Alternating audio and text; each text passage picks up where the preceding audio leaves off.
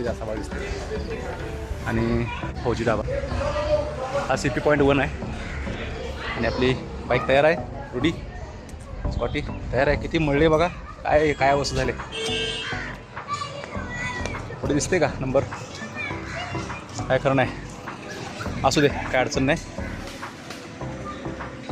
चला जाऊया. जायचं आता घाट सालपे घाट उतरायचा. पंढरपूर लोणंदमध्ये जायचं. पुन्हा पंढरपूर रोडला लागायचं. आणि डायरेक्ट पंढरपूर रोडवरून डायरेक्ट फलटण पालखी मार्ग.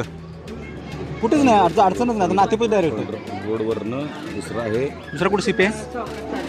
Location road map. ठीक आहे. CP कुठे आहे बघा. माळशिरस बायपास. नाही ते खूप लांब झालं. रोड आला. आत्ता साधारण 50 किलोमीटरच्या आसपास कुठे आहे सांगा मला. फलटण रोडच पकडायचं. आता तो किती किलोमीटर आहे.